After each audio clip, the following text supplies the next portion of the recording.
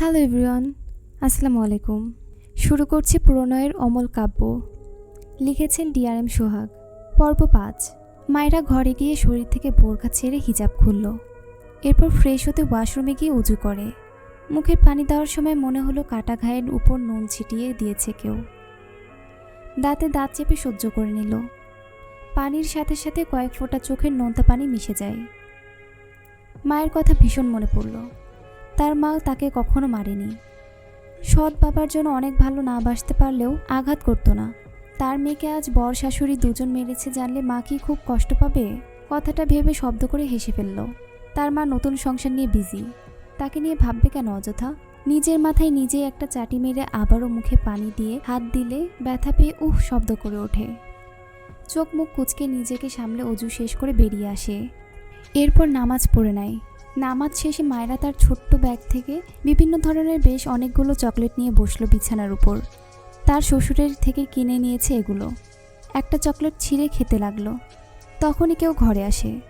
মায়েরা দরজার দিকে তাকিয়ে ইনায়াকে দেখে হেসে বিছানা থেকে নেমে বলে, আপু তুমি? এসো এসো। ইনায়া মায়েরার দিকে তাকিয়ে আছে। মেয়েটার ডান গাল অসম্ভব লাল হয়ে আছে। তার নিজেরই ভীষণ খারাপ লাগছে। আর এই মেয়েটা কিভাবে হাসছে? ইনায়া ভেতরে গিয়ে বলে, ভাবি তোমার গালে কি বেশি ব্যথা করছে?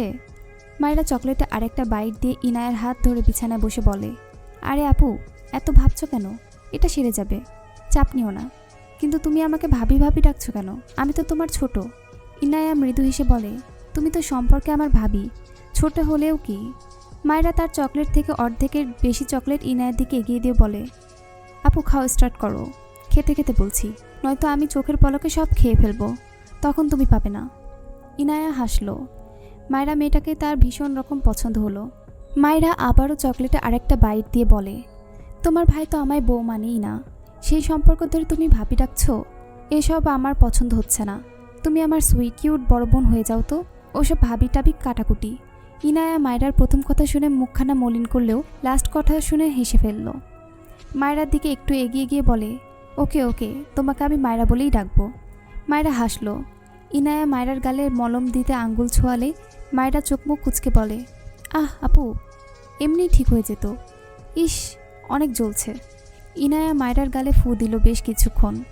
এরপর সরে বসে বলল, রাতের মধ্যেই ঠিক হয়ে যাবে। মায়েরার চোখে জল মুখে হাসি। ইনায়া অবাক হয়ে তাকিয়ে থাকে। মায়েরা মেয়েটা কিসের তৈরি? মায়েরা চকলেট খেতে খেতে বলে, আপু তুমি মাগরিবের নামাজ পড়েছ? ইনা মাথা নাড়িয়ে বলে, না, কাজা হয়ে গিয়েছে, একেবারে ইশারের সাথে পড়ে নিব। মায়েরা মাথা নাড়িয়ে বলল, আরে না না, বসে থাকবা কেন?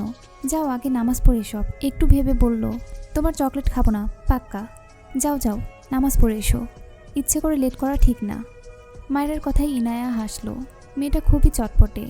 ইনায়া মায়েরার গালে হাত দিয়ে বলল, তুমি খুব ভালো মায়েরা।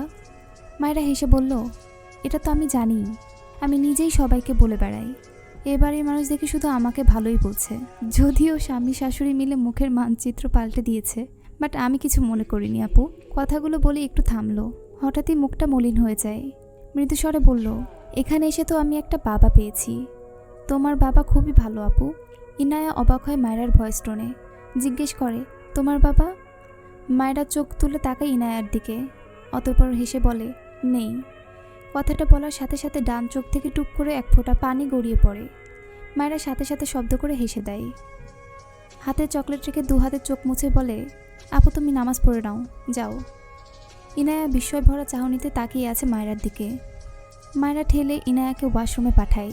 ইনায়া কথা বলার ভাষা হারিয়েছে। সে মায়েরার মতো মানুষ সত্যিই দেখেনি। মেয়েটা কষ্ট পাচ্ছে, চোখ দিয়ে পানিও ঝরছে, আবার হাসছে। ইনায়া ওয়াশরুমে গেলে মায়েরা হাঁটু ভাঁজ করে বসে। কেন যেন ভীষণ খারাপ লাগছে। অনেকের বাবাই থাকে না, তাদের হয়তো এত কষ্ট হয় না, কিন্তু তার ভীষণ কষ্ট হয়। কারণ সে বাবাকে হারিয়ে নামের নতুন বাবা পেয়েছিল। ভেবেছিল নতুন বাবা তাকে আসল বাবার মতো আদর করবে, কিন্তু নতুন বাবা তো তার মাকেই তার থেকে কেড়ে নিল। মা আর তার মাঝে দূরত্ব তৈরি করে দিল।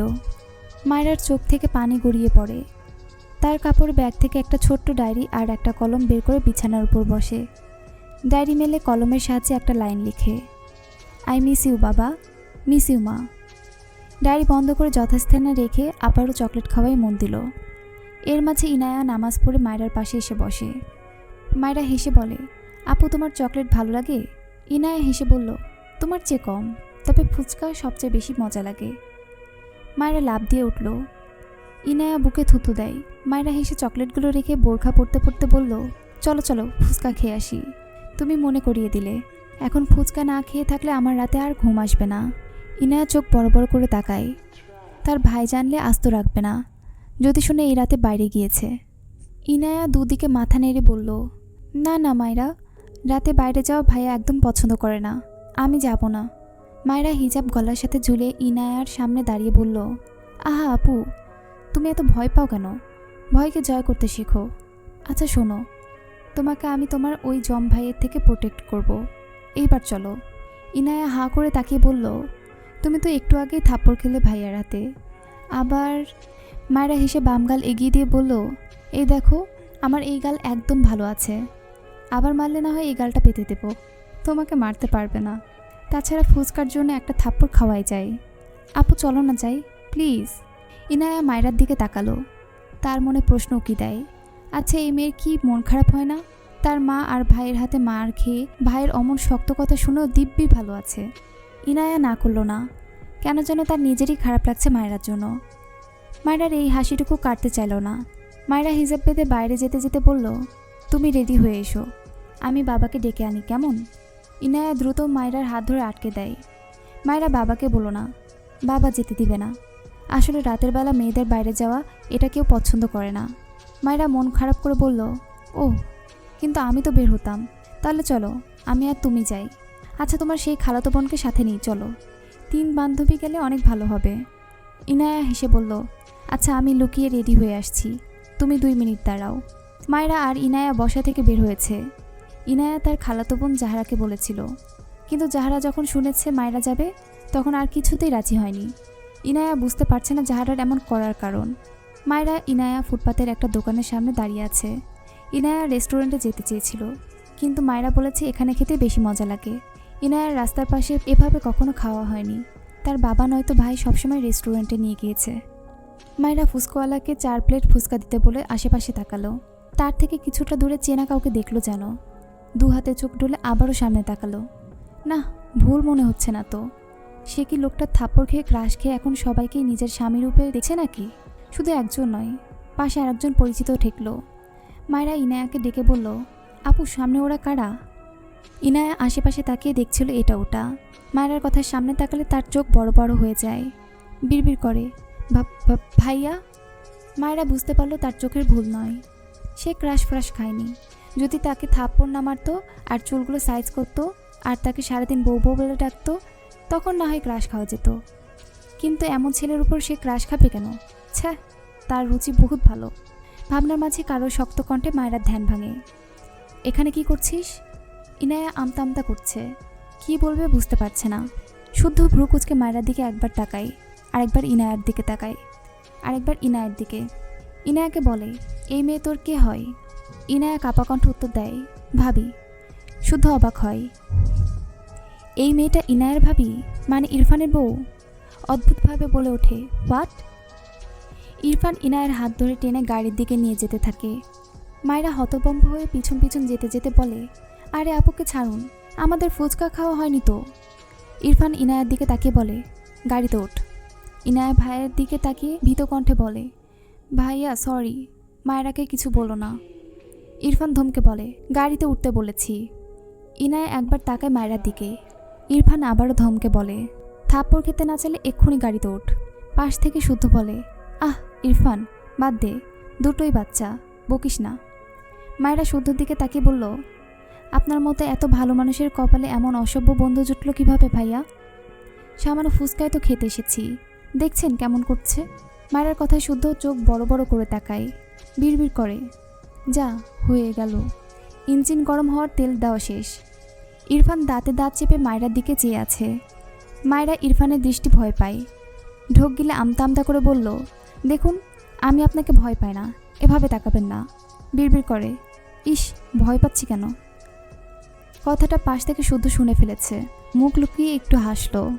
এই মেয়েকে তো রেস্টুরেন্টে দেখে আসলো খানিক আগে, কারেন্টের মতো দৌড়ের। ইরফান এগিয়ে এসে মায়রার হাত শক্ত করে চেপে ধরে। মায়রা হাতে ব্যথা পায়। ইরফানের হাত অপর হাতে ধরে বলে, ইস, আমার হাত খুলে গেল, হাত ছাড়ুন আমার। ইরফান টেনে মায়রাকে ফুচকার দোকানের সামনে গিয়ে দাঁড়ায়। হাত ছাড়ে না। মায়রা অপর হাতে এত চেষ্টা করলো হাত ছাড়ানোর, ব্যর্থ। এদিকে ইনায়া গাড়ির ভেতর থেকে বেরোতে নিলে শুদ্ধ ধমকে বলে, রাতে বাইরে বেরিয়েছিস কেন? ইনায়া ফুফাতো ভাইয়ের ধমকে মিনমিন করে বলে, ফুচকা খেতে। শুদ্ধ রেগে বলে, তুই কি পাগল? রাতের বেলায় একা একা দুটো মেয়ে বেরিয়েছিস, ওই মেয়ে তো বাচ্চা, তোর মাথায় কি গোবর ছাড়া কিছুই নেই? ইনায়া রেগে তাকালো শুদ্ধর দিকে। শুদ্ধ পাল্টা চোখ গরম করে তাকিয়ে বলে, আমাকে চোখ রাঙাচ্ছিস? তোর ভাই যে থাপ্পড় তার বোনকে দিতে পারিনি সেটা আমি পূর্ণ করব এবার। বেয়াদব, সেন্স নেই, যদি কিছু হতো। ইনায়া চুপসে গেল, মুখ ফুলে বিড়বিড় করে বলল, হলে হতো, ঢং করতে আসে, অসহ্য একটা, মনে হয় ফিডার খাই আমরা। শুদ্ধ কথাটা শুনতে পেয়ে খানিকটা ঝুঁকে গাড়ির জানালায় ডান হাত থেকে গম্ভীর গলায় বলে, বেশি মিস করলে ফিডার কিনে দিই চল। ইনায়া কটমট চোখে তাকালো শুদ্ধর দিকে। শুদ্ধ গম্ভীর চোখে ইনায়ার দিকে তাকিয়ে আছে। হাত বাড়িয়ে ইনায়ার কপালে একটা টোকা দিয়ে বলল, চোখ নামা, আর একবার এভাবে তাকালে ডিরেক্ট গালে থাপ্পড় পড়বে। ইনায়া মুখ ফুলিয়ে চোখ নামিয়ে নিয়ে চুপ করে রইল। শুদ্ধ দীর্ঘশ্বাস ফেলে উল্টো ঘুরে দাঁড়ায়, ইরফানদের দিকে এগিয়ে যায়। ইরফান মায়রার হাত শক্ত হাতে চেপে দোকানদারের উদ্দেশ্যে গম্ভীর গলায় বলে, যতগুলো ফুচকা আছে সবগুলো পরপর প্লেট করে সাজিয়ে দিন। মায়রা চোখ বড় বড় করে তাকায়। দোকানদার নিজেও হাঁ করে চেয়ে আছে ইরফানের দিকে। মায়রা আবারও তার হাত ছাড়াতে চায়। মুচড়া মুচড়ি করতে করতে বলে, এতগুলো ফুচকা কি করবেন? উফ, আমার হাত ছাড়ুন। ইরফান হাতে বাঁধন আরও খানিকটা শক্ত করে বলে, সব ফুচকা না খেয়ে এক পা নড়বে না, স্টুপিড। ফুচকা খাওয়ার স্বাদ মেটাবো আজ। মায়রা চোখ বড় বড় করে তাকায়। এতগুলো ফুচকা কি করে খাবে? আসলে পাগল এই লোক। পাগল বলতে গিয়েও জিভ গুটিয়ে নিল। এটা বলবে না থাক, এমনিতেই গালের ব্যথা এখনও ঠিক হয়নি। অতঃপর বলে, দেখুন, আপনি আমায় গরু ভাবতেই পারেন, হয়তো আপনার চোখের প্রবলেম, তাই আমার পরামর্শ হচ্ছে আপনি একটা ডক্টর দেখিয়ে চশমা কিনে নিন, এরপর বুঝবেন আমি একটা কিউট বাচ্চা, একদম গরু নয় যে এতগুলো ফুচকা একবারে খাবো। ইরফান শক্ত চোখে মায়রার দিকে চেয়ে আছে। পিছন থেকে শুদ্ধ শব্দ করে হেসে ফেলল। মায়রা ঘাড় বাঁকিয়ে নিজেও হাসল। এই লোকটার গায়ে আগুন লাগাতে ভালোই লাগে, শুধু না মারলেই হয়। ইরফান দোকানওয়ালার দিকে তাকিয়ে বলল, প্লেট সাজানো স্টার্ট করুন। শুদ্ধ এগিয়ে এসে বলে, আরে তুই কি বাচ্চা নাকি, বাদ দে। এরপর দোকানের উদ্দেশ্যে বলল, মামা 2 প্লেট ফুচকা দিন আপনি। মায়রা বলে ওঠে, আমি তো 4 প্লেট দিতে বলেছি। শুদ্ধ হেসে বলল, ওকে তাহলে 4টে দিন। ফুচকা লাভার মেয়ে বলে কথা। মায়রা খুশি হলো, ভালোভাবে ফুচকা খেতে পারবে এই ভেবে। তার স্বামী নামক অস্বামীর বন্ধুটা কত ভালো, আর এই লোকটা একটা জাদ্রেল। বিরক্ত হয়ে ইরফানের দিকে তাকালে ইরফানের দৃষ্টি দেখে চুপসে যায়। সে কি এমন করেছে তার ডান হাতটা এত শক্ত করে ধরে রেখেছে? হয়তো রক্ত সঞ্চালন হচ্ছে না ঠিকঠাক। মায়রা ইনোসেন্ট ফেস বানিয়ে বলল, হাতটা ছাড়ুন প্লিজ। ছিঁড়ে গেল হাতটা আমার, উফ। শুদ্ধ পাশে দাঁড়িয়ে বলে, ইরফান ছাড়, মেয়েটা ব্যথা পাচ্ছে। ইরফান শুদ্ধর দিকে তাকালে শুদ্ধ মেকি হেসে বলল, মানে তোর বউ, আমার ভাবি ব্যথা পাচ্ছে। ইরফান মায়রার হাত ঝাটকা মেরে ছেড়ে শুদ্ধর কলার ধরে বলে, ওকে বউ মানি না, আন্ডারস্ট্যান্ড? মায়রা ছাড়া পেয়ে তার হাত ডলতে ডলতে বলে, আপনাকেও আমি স্বামী মানি না, অসভ্য লোক। ইরফান দাঁতে দাঁত চেপে মায়রার দিকে তাকায়। শুদ্ধও মায়রার দিকে তাকায়। এই মেয়ে কি ইরফানকে রাগিয়ে দেওয়ার প্রতিজ্ঞা করেছে নাকি? ফুচকাওয়ালা ডাকলে শুদ্ধ এগিয়ে গিয়ে 2টো প্লেট নিয়ে মায়রাকে দিল। মায়রা 2 হাতে 2টো প্লেট নিয়ে একটা চেয়ারে গিয়ে বসল। 1 প্লেট কোলের উপর রেখে আরেক প্লেট বাম হাতের তালুতে নিয়ে খাওয়ার মন দিল। শুধু বাকি 2টো প্লেট নিয়ে রাস্তার উপর ইরফানের গাড়ির কাছে গিয়ে জানালা দিয়ে ফুচকার প্লেট ইনায়ার সামনে ধরে। ফুচকার প্লেট দেখে ইনায়ার মুখে হাসি ফুটে ওঠে। শুদ্ধর দিকে তাকিয়ে বলল, থ্যাংক ইউ শুদ্ধ ভাই। শুদ্ধ ভ্রু কুঁচকে বলে, দ্রুত ফিনিশ কর। ইনায়া শুদ্ধর হাত থেকে প্লেট নিয়ে খাওয়া শুরু করে। তার ভাইয়ের থেকে শুদ্ধ ভাইটা ভালোই আছে। একটা ফুচকা মুখে পুরে বলে, তুমি খাবে? শুদ্ধ ভ্রু কুঁচকে ফটাফট 3টে ফুচকা মুখে পুরে নিল। ইনায়া হাঁ করে চেয়ে আছে। সে জিজ্ঞেস করলো, আর এই লোকটা তার 3টে ফুচকা খেয়ে নিল।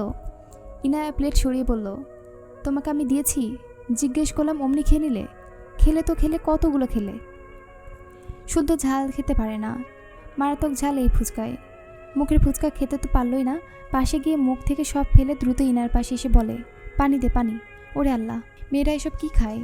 ইনায়া শুদ্ধর দিকে চেয়ে আছে। শুদ্ধ চোখ দুটো লাল হয়ে গিয়েছে। মনে মনে ভেঙচি কেটে বিড়বিড় করে, ঠিক হয়েছে।